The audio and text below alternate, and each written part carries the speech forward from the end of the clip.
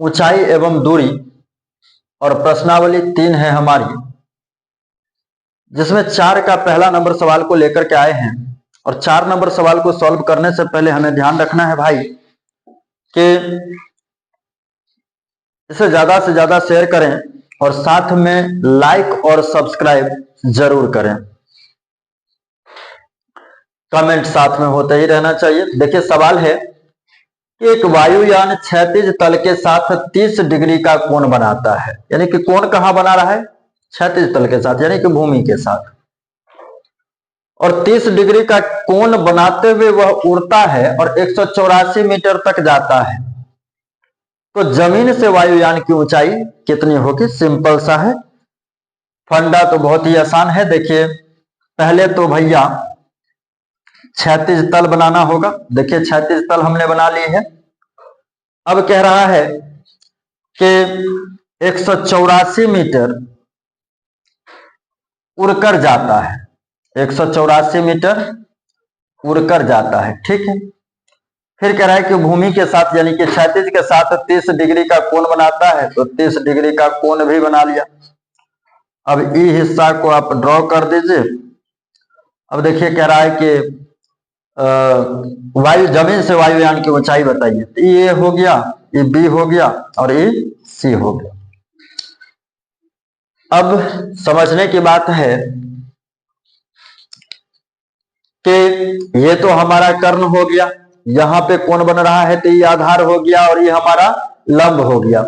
क्योंकि मान हमसे क्या पूछा जा रहा है, हमसे पूछना क्या चाह रहा है सवाल, तो ध्यान से देखें कि जमीन से वायुयान की ऊंचाई यानी कि यहां से यहां तक की ऊंचाई हमसे पूछा जा रहा है, अर्थात लंब पूछा जा रहा है। क्या पूछा जा रहा है? लंब। तो लंब बट्टा कर्ण किसका फॉर्मूला बताइए? साइन थीटा का। किसका? Sine theta. साइन थीटा बराबर क्या होता है भैया? लंब बट्टा कर्ण, यही ना होता है, लंब बट्टा कर्ण। अच्छा थीटा का मान कितना है? 30 डिग्री, तो क्या लिखेंगे? Sine 30 degree. और ध्यान दें लंब क्या है? ए बी है। क्या है? A B. कर्ण क्या है? ए सी है, तो क्या लिखेंगे? ए सी। साइन 30 डिग्री का मान 1/2। ए बी का मान बताइए? ए बी का मान कुछ भी नहीं है, ए सी का मान 184 मीटर दिया गया हुआ है भाई।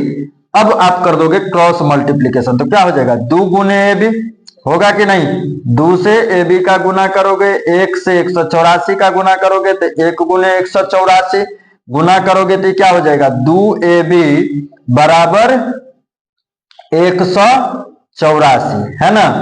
अब तुम ए बी का मान निकालोगे तो क्या हो जाएगा? ए बी बराबर, इसलिए ए बी बराबर 184/2 काटिए तो 92 बार में कट रहा है, 94।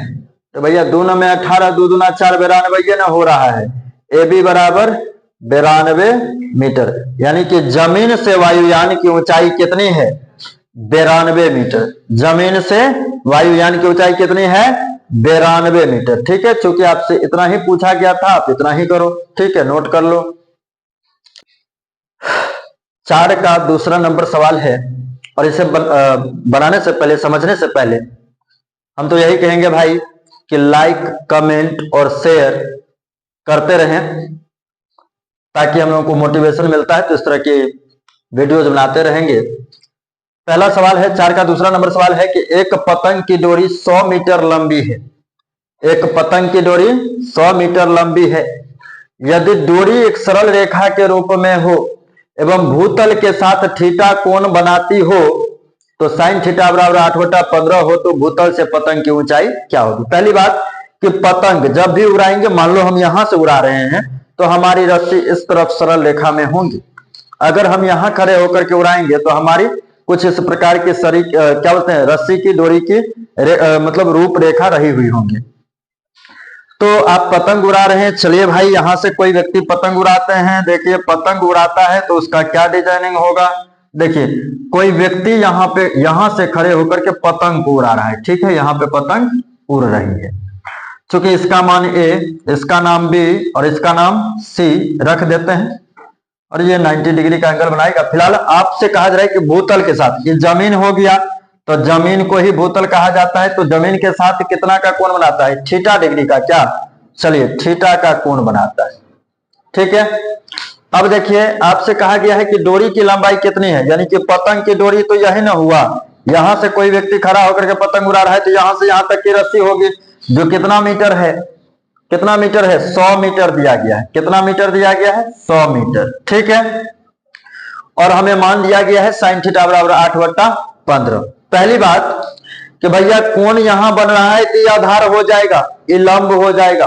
फिलहाल हमें इसकी कोई वैल्यू से कोई मतलब है नहीं। तो हमसे पूछा गया है कि भूतल से यानी कि जमीन से पतंग की ऊंचाई, यानी कि यूं ऊंचाई आपसे पूछा गया। आप इसे XYZ कुछ भी मान सकते हैं, H भी मान सकते हैं। ठीक है, लेकिन हम मानेंगे नहीं, अभी फिलहाल हम चलते हैं इसी सवाल की ओर से। ठीक है। अब देखिए ये हो गया लंब, ये वाला हिस्सा क्या हो गया? लंब, और ये वाला हिस्सा क्या हो गया? कर्ण। तो लंब बटा कर्ण किसका फॉर्मूला? साइन थीटा का। तो साइन थीटा बराबर क्या होगा? लंब बटा कर्ण, यही ना होगा। अब बताइए साइन थीटा बराबर लंब क्या है? AB। क्या है? AB। और कर्ण क्या है? AC। क्या है? AC। साइन थीटा बराबर भाई AB का मान कुछ है क्या? नहीं है, नहीं ना है। AC का मान कुछ है तो आप कहेंगे यस सर है, 100 मीटर दिया गया हुआ है। अब देखें आपके सवाल में दिया गया है कि साइन थीटा बराबर क्या है? 8/15। क्या दिया गया है? साइन थीटा बराबर 8/15। तो आपके यहाँ साइन थीटा है ना भाई, तो उसके बदले में आप क्या उपयोग कर सकते हैं? 8/15। अब बराबर क्या हो जाएगा? AB बट्टा 100। अब आप क्या करोगे? BCM। क्या करोगे? BCM by cross multiplication. तो क्या होगा? 15 गुने AB, 15 गुने AB। अब बराबर क्या होगा? 8 गुने 100। तो भैया इससे आप लिख सकते हैं ना 15 AB बराबर 800। लिखेंगे कि नहीं लिखेंगे? अच्छा, इसलिए AB बराबर हो जाएगा 800/15। होगा ना 800/15। अब देखिए 5 तिया 15, अब 5 16 80 और 0, तो 160 बार में 5 से कट जा रहा है, तो ये हो जाएगा AB बराबर 160/3। कितना हो जाएगा? 160/3। अब देखिए 3 से काटिए इसको, 3 से। 3 पंचे 15, 1 बच गया 10, 3 तिया 9, फिर 3, यानी कि ऐसे ही कुछ आते हुए रहेगा।